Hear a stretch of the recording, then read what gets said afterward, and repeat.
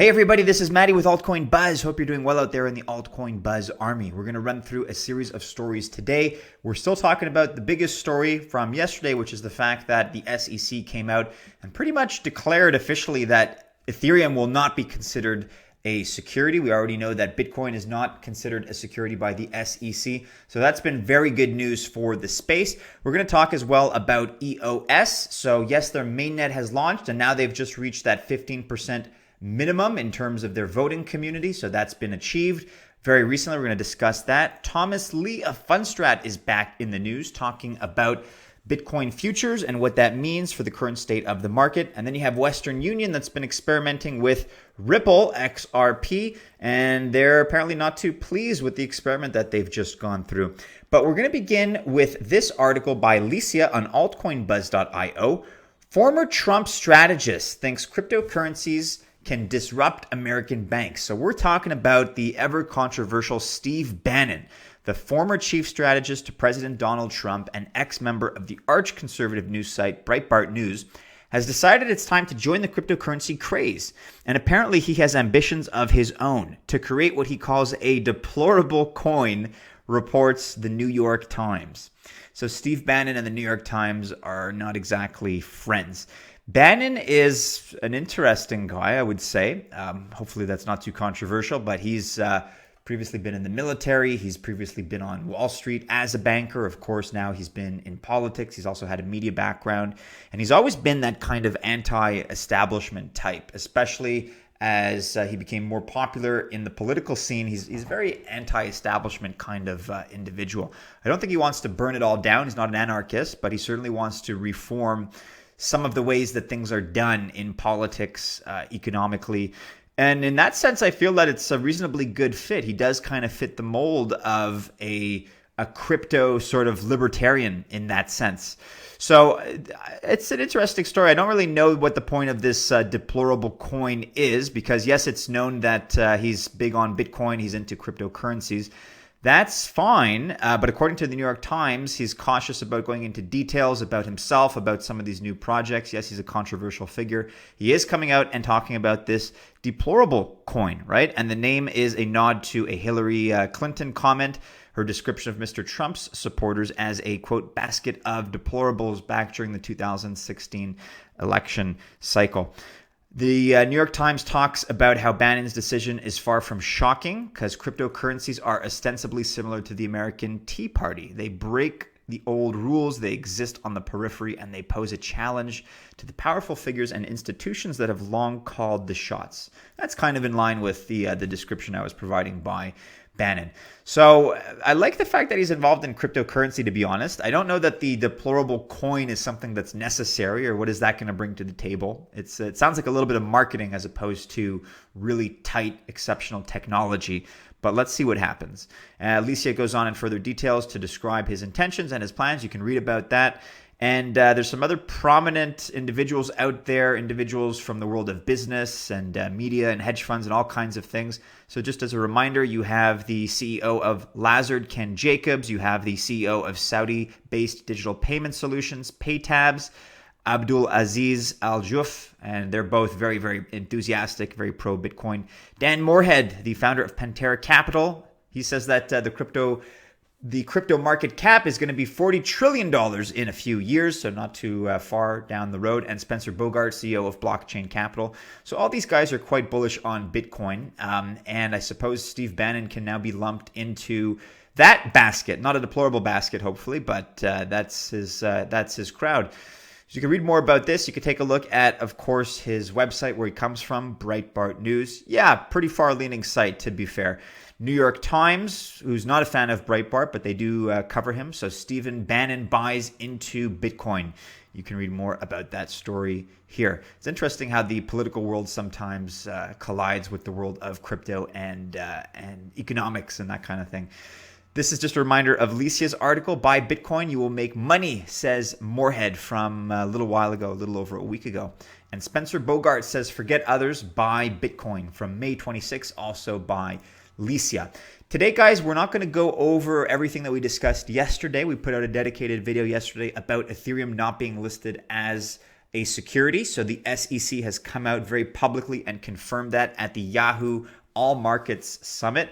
And we have been seeing a little bit of a rally in the market. It's been a response to this positive news because this is something that we were holding our breath on. And honestly, the Ethereum decision here was not something that was taken for granted by anybody. I think we were, arguing that no, it's not a security. People in the crypto space had that sentiment, but it wasn't something that was a sure thing. So this is a very positive result. Just a reminder, you can read more about that in Alicia's article here from yesterday. Do be sure to check that out. I still think it's the biggest news of the day. And of course, check out sec.gov for this article, Digital Asset Transactions, When Howey Met Gary. And it goes into all the details there that you may want to know about. In other news, EOS Mainnet has launched. 15% of minimum required votes reached. So here you have an article by Luke. Technically, the EOS mainnet has already launched on the 10th of June, right? 8 days later after EOS.io version 1.0 was released by Block.one.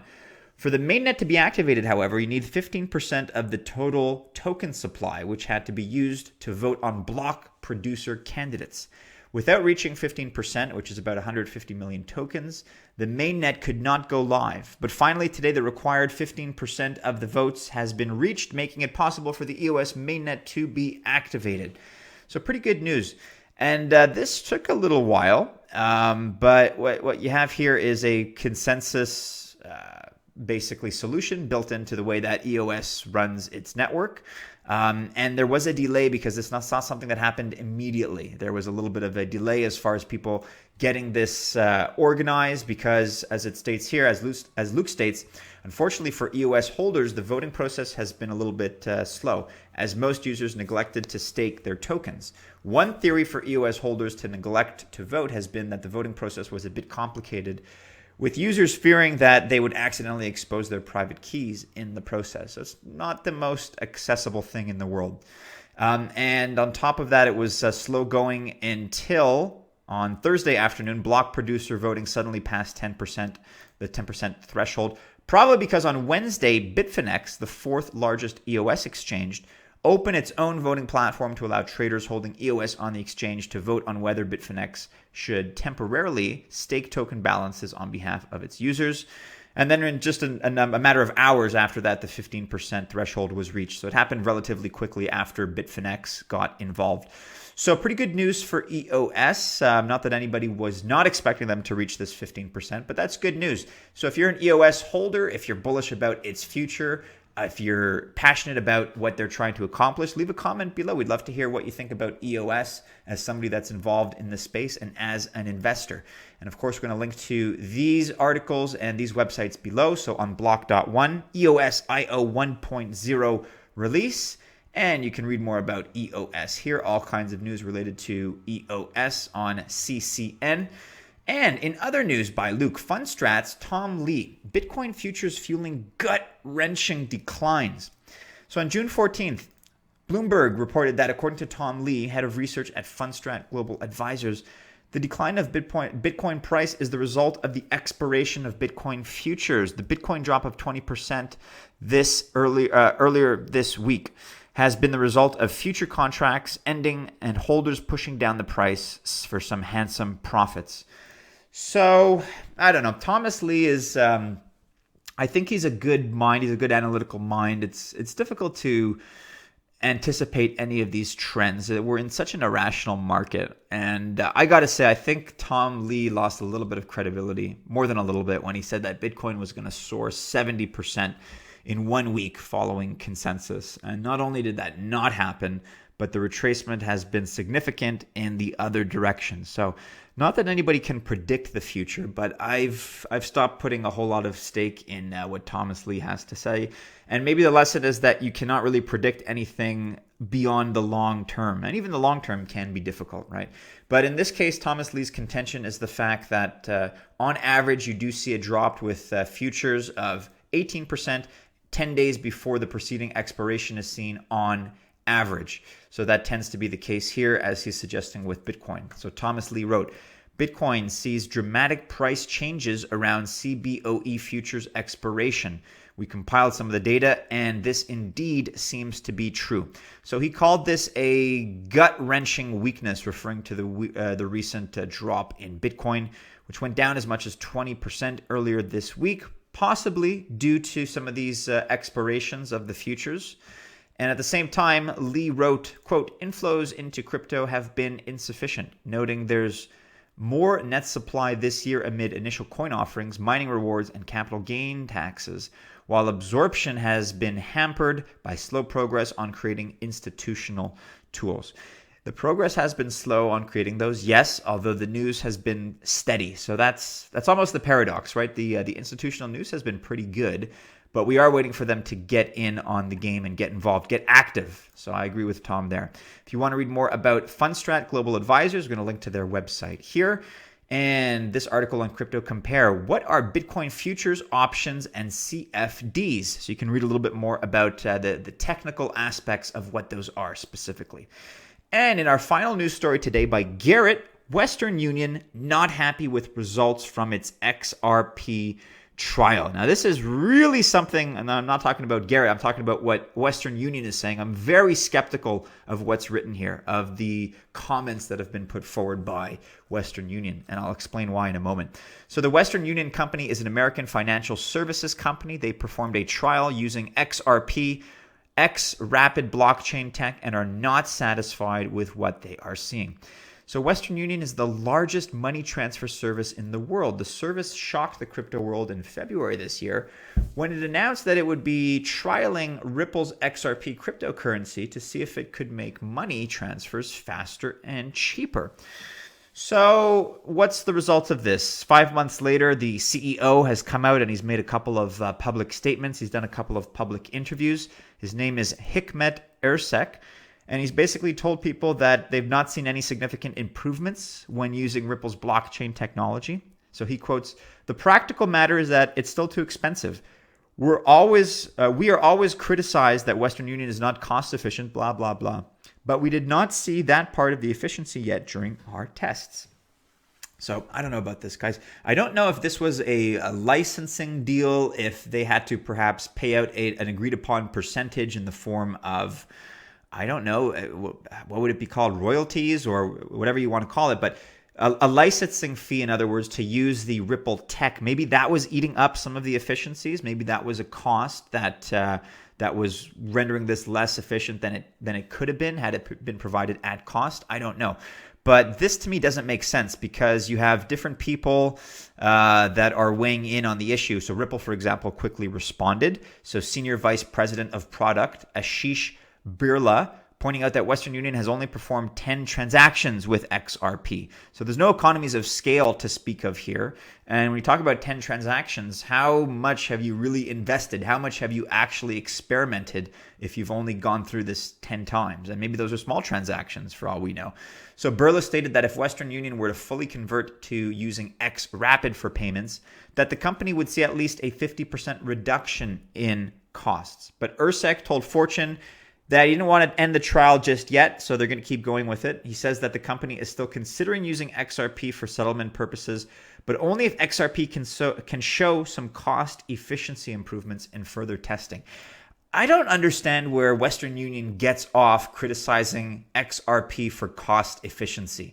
I've used Western Union. My family has used Western Union because we have different people in different parts of the world. And I mean, to send $50 anywhere, I'm talking Canadian at this point, but I suppose it's all relative. It's all a proportion.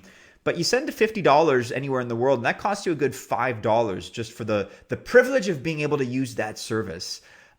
So again, I don't really understand where Ersek is talking about these inefficiencies, because just about anything in the world is more efficient than a 10% penalty just for being able to use the service, just for being able to save money.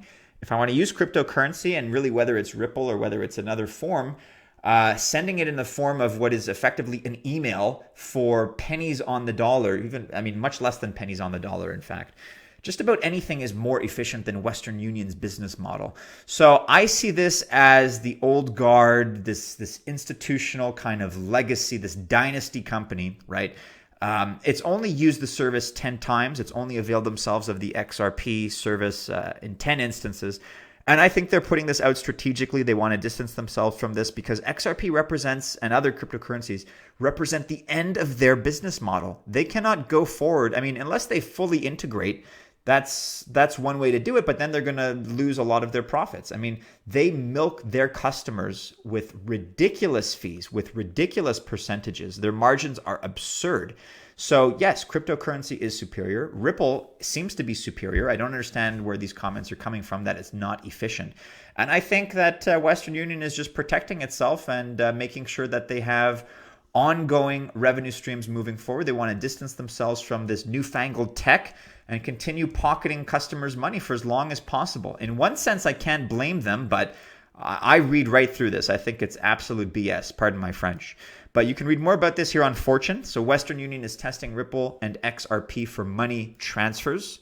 And Ripple's XRP isn't making Western Union's payments cheaper. Oh no, CEO says. I don't buy it for a second. So, at least that's my reaction. I am very, very skeptical of these comments here. And look, if Western Union doesn't want to adopt this technology, then people are just going to start abandoning Western Union as it becomes more and more prevalent. That's where I see things going. But I'd love to hear your opinions, guys. So leave your thoughts below, leave your comments below, and let's have it out. Let's have it out in the discussion section.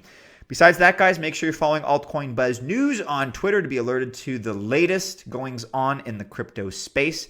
We're going to be updating on Western Union and on other more important stories like the SEC talking about Ethereum not being a security. That remains very, very big news. And if you like this video, guys, please leave us a thumbs up. Make sure you subscribe to the channel to be alerted to all the latest content. And with that, guys, I wish you a very happy Friday, a good start to your weekend. And for everybody out there in the Altcoin Buzz Army, happy investing. We'll see you again soon. Take care.